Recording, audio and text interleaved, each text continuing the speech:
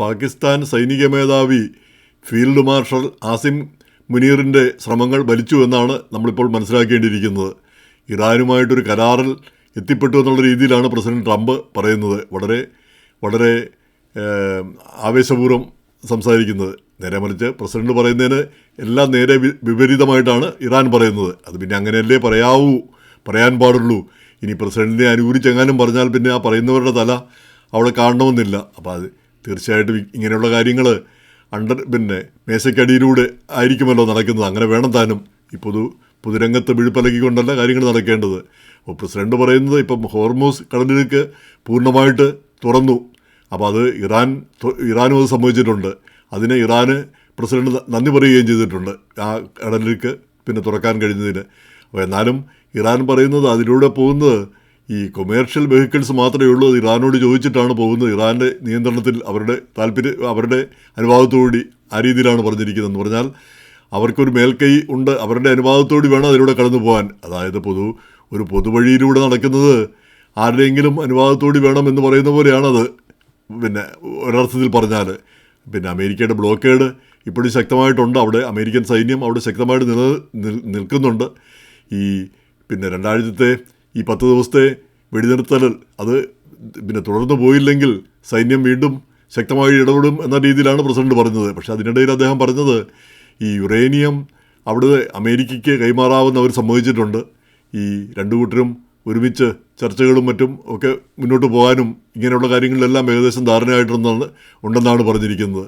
എന്നാൽ ഇതെല്ലാം ഇറാൻ നിഷേധിക്കുകയാണ്. ഇങ്ങനെ യുറേനിയം കൈമാറുന്ന പ്രശ്നമേ ഉദിക്കുന്നില്ല. അങ്ങനെ ഒരു കാര്യത്തെപ്പറ്റി യാതൊരു വിട്ടുവീഴ്ചയുമില്ല. ഇങ്ങനെയൊക്കെയുള്ള കാര്യങ്ങളാണ് അവർ പറയുന്നത്. അപ്പോൾ ആര് പറയുന്നതാണ് ശരിയെന്ന് നമുക്ക് പറയാൻ പറ്റാത്തൊരവസ്ഥ. എങ്ങനെയായാലും പ്രസിഡന്റ് പറയുമ്പോൾ അതിന് കാര്യം കാണുമല്ലോ എന്ന് നമ്മൾ ആശിക്കുന്നു.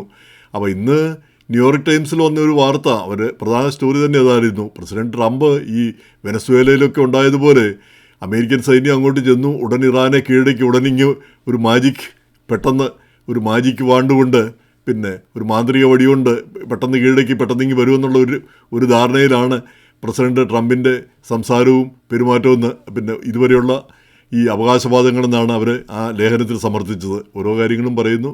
പക്ഷേ ഇറാൻ അങ്ങനെ പെട്ടെന്ന് കീഴടങ്ങുകയല്ല ചെയ്ത് അവർ കൂടുതൽ വർദ്ധിത വീര്യത്തോടുകൂടി അമേരിക്കയെ ചെറുക്കുന്ന ഒരു സ്ഥിതിയാണ് വന്നത്. പ്രത്യേകിച്ച് ഈ മതപരമായൊരു പ്രശ്നവുമുണ്ട്. ഇസ്ലാമിക് റവല്യൂഷണറി ഗാർഡ്സ് അവർ തീവ്ര മതഭ്രാന്തന്മാരുമൊക്കെ ആയിരിക്കും അതിൻ്റെ അകത്തുള്ളത്. അപ്പോൾ അവർ അമേരിക്കയെ ചെറുക്കാനായിട്ടും കൊല്ലാനും കൊല്ലപ്പെടാനും തയ്യാറായിട്ട് നിൽക്കുന്ന ഒരു വിഭാഗമാണ്. അതിൻ്റെ ഇടയിലാണ് അവരുടെ ഉന്നത നേതാക്കൾ കൊല്ലപ്പെട്ടു. ഇനിയുള്ള നേതാക്കൾ പേടിച്ച് പറിച്ചാണ് എപ്പോൾ വേണേലും കൊല്ലപ്പെടാമെന്നുള്ള ആ പേടിയിലാണ് അവർ ജീവിക്കുന്നത്. അപ്പോൾ ആ സാഹചര്യത്തിൽ അവർ സ്വതന്ത്രമായിട്ടൊരു തീരുമാനം എടുത്താൽ മറ്റുള്ളവർ അംഗീകരിക്കണമെന്നില്ല. ഇനി ജനങ്ങൾക്ക് അല്ലെങ്കിൽ ഇസ്ലാമിക് ഗാർഡ്സിനോ ഒക്കെ അങ്ങനെയുള്ളവർക്ക് താല്പര്യമില്ലാത്ത തീരുമാനം എടുത്തു കഴിഞ്ഞാൽ അവരുടെ തല അവർ തന്നെ തകർക്കുന്ന സ്ഥിതിയുമുണ്ട്. അപ്പോൾ അങ്ങനെയൊക്കെയുള്ള ഈ പ്രതിസന്ധികൾ അവിടെയുമുണ്ട് ഇറാനിൽ. എങ്കിലും ഒരു ഒത്തുതീർപ്പിനുള്ള സൂചനയാണ് നമുക്ക് എല്ലാ ഭാഗത്തു നിന്നും കിട്ടുന്നത്. ഇതിനകം തന്നെ ലെബനനിൽ കരാറുണ്ടായി. അവിടെയും വെടിനിർത്തൽ ഈ ഇസ്രായേൽ വെടിനിർത്തി എന്ന് മാത്രമല്ല അങ്ങോട്ട് വെടിവെയ്ക്കുകയോ അല്ലെ ആക്രമിക്കുകയോ ചെയ്യരുതെന്ന് ഒരു പ്രസിഡന്റ് ട്രംപ് അവരെ നിരോധിച്ചിട്ടുണ്ട്. അവിടെ ഒരു കാരണവശാലും ആക്രമണം നടത്തരുത് എന്ന്. അതൊക്കെ വലിയ ശുഭകരമായ കാര്യമായിട്ട് നമ്മൾ കണക്കാക്കണം. അത് ഇറാൻ പറയുന്നത് അവരുടെ മിടുക്കൊണ്ടാണ് അങ്ങനെ ഒരു കരാറുണ്ടായത് എന്നാണ്. എന്തായാലും ഇതിൻ്റെയൊക്കെ കൂടെ പ്രസിഡന്റ് ട്രംപ് പറഞ്ഞിരിക്കുന്നത് പ്രസിഡന്റ് ട്രംപ് ഇതിനിടയ്ക്ക് പ്രധാനമന്ത്രി നരേന്ദ്രമോദിയുമായിട്ട് സംസാരിച്ചു എന്നാണ് റിപ്പോർട്ടുകൾ. അപ്പോൾ അതിൽ ഒരു സൂചനയും കൊടുത്തിട്ടുണ്ടത്രേ പ്രധാനമന്ത്രിക്ക്.